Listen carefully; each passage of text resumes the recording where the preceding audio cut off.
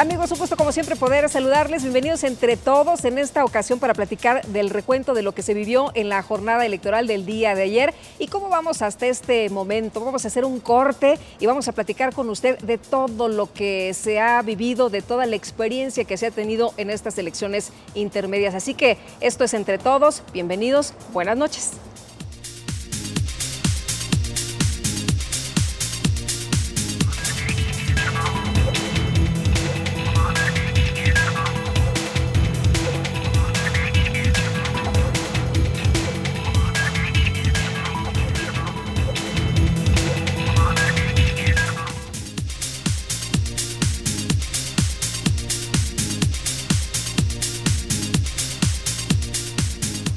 ¿Qué le parece? ¿Cómo le damos la bienvenida con estas imágenes de nuestro dron precisamente para que usted tuviera lo mejor de esta transmisión? Y le quiero decir que este es un programa grabado que estamos llevando a cabo desde el Centro de Comunicación de la Jornada Electoral del IEM y les quiero presentar a nuestro invitado de hoy, a Rafael Plutarco Garduño García. Él es director de capacitación del IEM, a quien doy la bienvenida y me da mucho gusto, como siempre, Rafa, poder platicar contigo.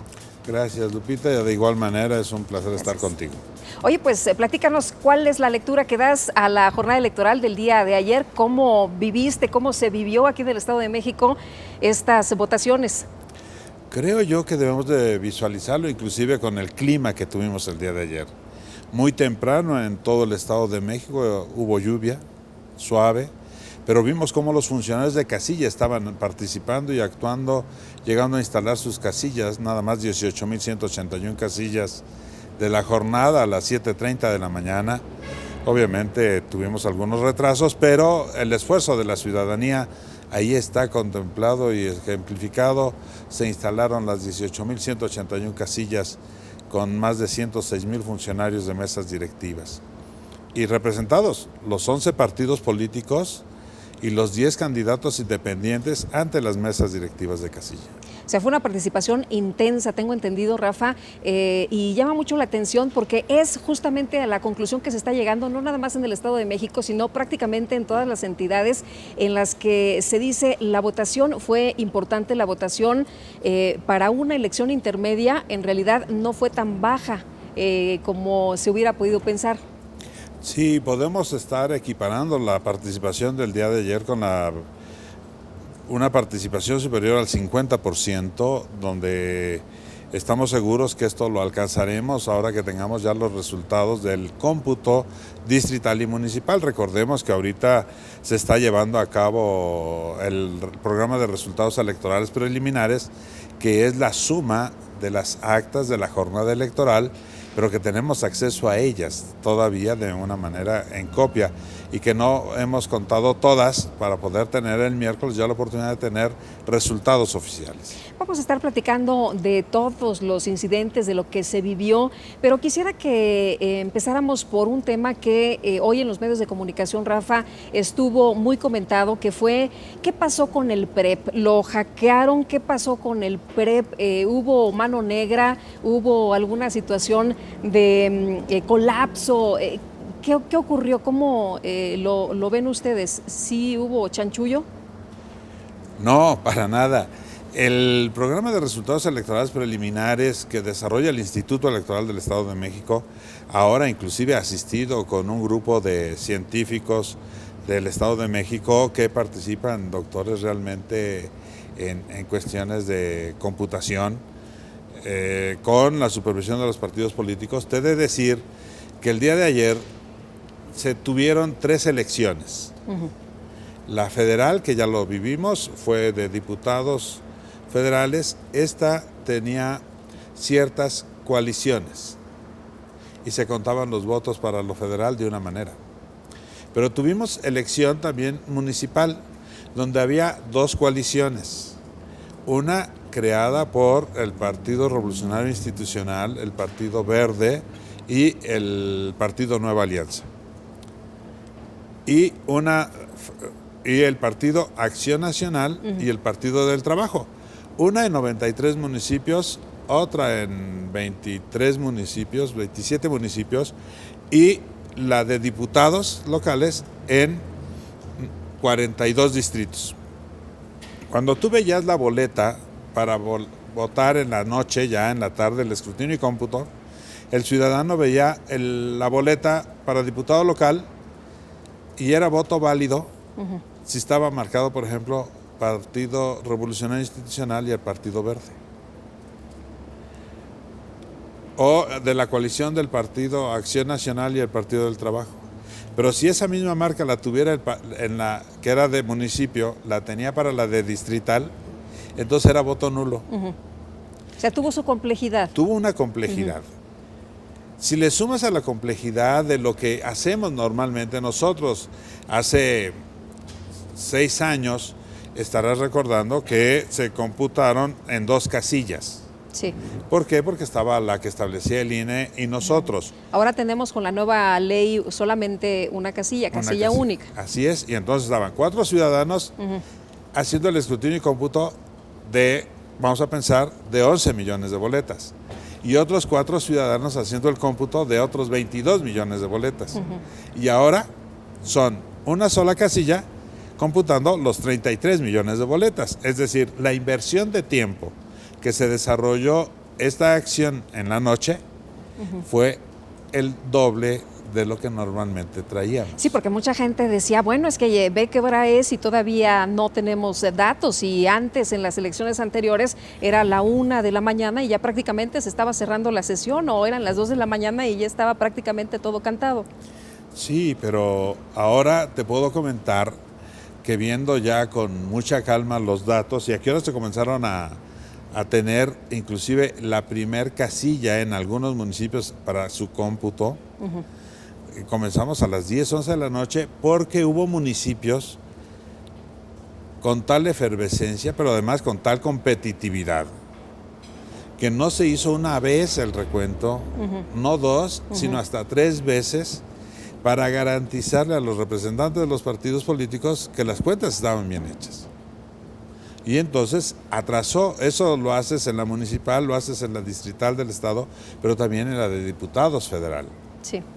Y entonces ya invertiste, vamos a pensar que antes eran 2 elecciones, ahora tienes 3, y un recuento para poder satisfacer la inquietud de la competitividad, como si hubieras hecho 4 recuentos.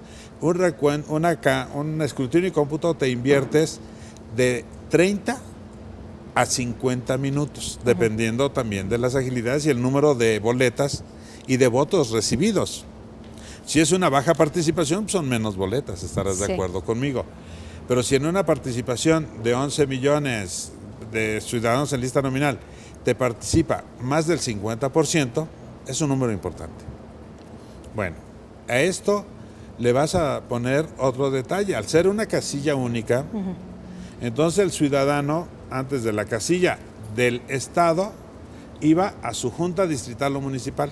Directo. Y la casilla federal, el ciudadano que estaba interviniendo en la casilla del federal, iba y entregaba al órgano distrital federal. Tenían 2 salidas. Ahora, para facilitar y que no fuera el ciudadano a 3 oficinas, entonces se establecieron ciertas reglas de cómo íbamos a recolectar los paquetes electorales, y esto trajo también por consecuencia un atraso en el tiempo del traslado. O sea, ¿el mismo grupo fue a repartir todas las informaciones? No. A ver, cuéntame, ¿fueron primero a los consejos distritales o al INE o cómo? ¿Por qué se tardó? Bueno, en algunos aspectos, en la zona rural preferentemente, aquellos distritos que se conforman de 2 o más municipios, íbamos y la oficina municipal del IEM es la más cercana. Sí. Entonces ahí se depositaban también los paquetes de la elección de diputados local y de diputados federal, nacional. Una vez que se juntaban todos los paquetes, en ese municipio, vamos a pensar en Tejupilco, en Tlatlaya, se juntaban los paquetes de las de diputados, tanto federal como local, ya que están juntos, salían hacia Tejupilco. Y se entregaba, dependiendo de la ruta, qué oficina estuviera primero, si la federal o la estatal. Sí. Y dejaban un paquete y luego iban y entregaban el otro. En zonas urbanas hubo la toma de decisión, en algunos casos, que se recibía el paquete ya sea en lo municipal o en lo distrital local o en el Instituto Nacional Electoral. Quien toma la decisión de cómo se debería de hacer estas acciones son los consejos distritales del INE. Recordemos que ahora en una acción coincidente, en una elección coincidente, nos manejamos a través de la Ley General de Instituciones y Procesos Electorales, la LEGIPE. Y esto, entonces, estuvieron a cargo los del INE de cómo se debió de hacer. Por ejemplo, el Distrito 26 de Toluca, llegaron ahí los funcionarios, depositaron el paquete de lo nacional, de la elección de diputados, Sí. y dejaron también el paquete de la municipal de Toluca y de la distrital de Toluca, ya sea el 1 y el 2. Y esto hasta que ya se juntaron un número importante de paquetes de lo local, se trasladaron a nuestros órganos electorales. Y obviamente en las oficinas del INE no podíamos hacer PREP hasta tenerlos en casa. Entonces, esa es la explicación. Eso fue lo que pasó, no porque haya habido un hackeo, no porque haya colapsado el PREP, no porque haya habido mano negra. No. Esa es la explicación, lo que realmente ocurrió ayer por la tarde-noche. Es que los paquetes caminaron y se estacionaron un momento, bien salvaguardados, obviamente, en las instalaciones, ya sea de oficinas municipales del Instituto Electoral. Pero primero se aseguró que llegaran al INE las federales. Así es, en un número mayor, y de ahí ya salieron. Por ejemplo, te he de decir que hubo paquetes, por ejemplo, de Toluca, estamos hablando que en horas ya de pasada la medianoche recibimos los paquetes de Toluca, cuando siempre habíamos recibido el paquete directamente. Sí. Y eso nos trajo un atraso.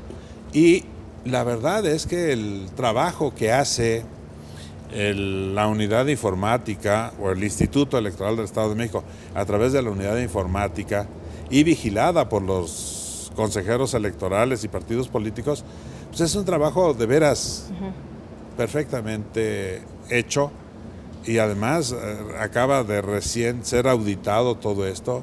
Se le ratificó su certificación como un programa de alto nivel. Entonces, lo que tuvimos anoche es simplemente que fue una visita, no de las 7 casas, pero sí por lo menos de 2 y hasta 3 casas, el paquete electoral para llegar. Muy bien, pues vamos a seguir hablando del tema, si te parece bien, Rafa. Antes tenemos que hacer una pausa, pero la invitación es para que se quede con nosotros aquí Entre Todos.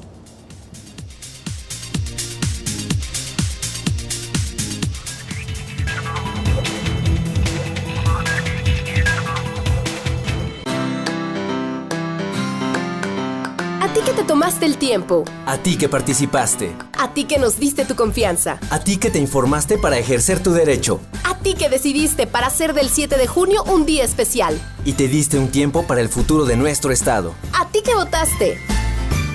Gracias. Hay decisiones que solo dependen de ti. IEM, Instituto Electoral del Estado de México.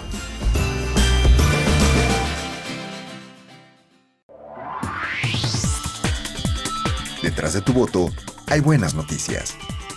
Un programa del Instituto Electoral del Estado de México. Síguenos a través de www.ieem.org.mx y por Uniradio 99.7 FM. Todos los miércoles a las 13 horas. IEM, Instituto Electoral del Estado de México.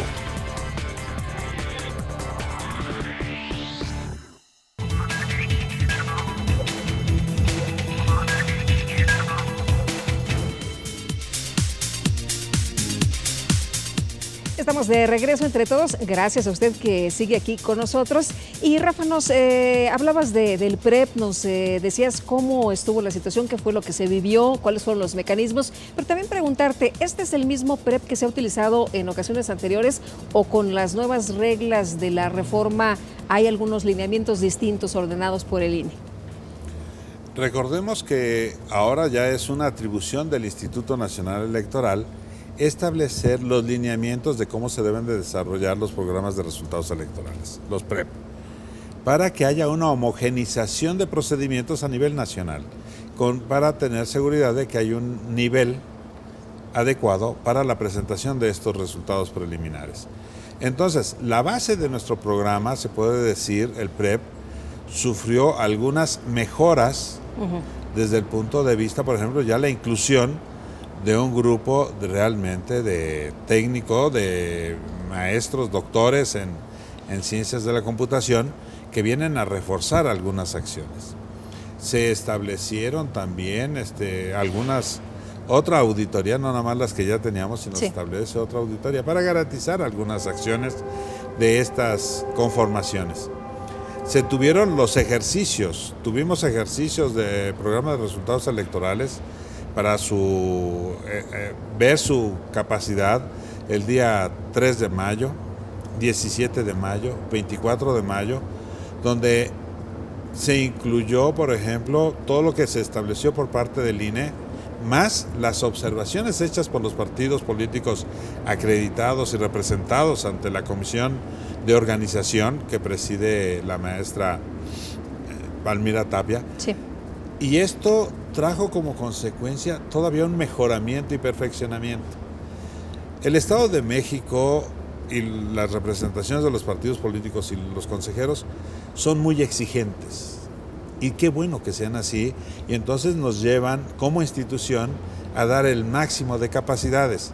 Pero una vez que has probado esto, tienes que ir por más. Claro.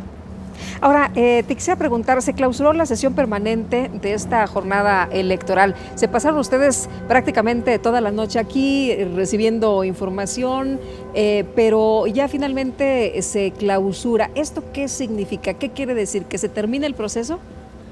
No, se termina una etapa que se inicia una etapa. La jornada electoral, el proceso tiene 3 etapas, que es la etapa de desarrollo del proceso electoral, la jornada electoral, que es del domingo a las 8 de la mañana, así se señala, hasta la remisión del paquete al órgano electoral. Y luego inicia la tercera etapa, que es el de resultados y declaración de validez de la elección. Entonces, ahora estamos ahorita en la etapa de resultados, pero el domingo se denominan resultados preliminares.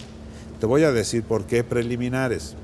Si llega el paquete electoral, ya el ciudadano ya formaron su caja, metieron sus votos nulos, sus votos válidos, las actas, sus cosas que deben de ir en la caja, la ponen y por fuera lleva un sobre que es un acta para el PREP. Y en la otra cara de la caja contenedora lleva otra acta que es para el cómputo del preliminar, que es cuando dicen que cantan los resultados. Sí. El domingo por la noche. Bueno, estos paquetes deben de llegar a cada una de las juntas, ya sea municipal o distrital. Pero cuando hacen el armado del paquete los ciudadanos, por distracción, los nervios, ya contaron 3 o 4 veces las boletas y se les olvida dejar los sobres por fuera y los meten. ¿Y qué es lo que nos sucede?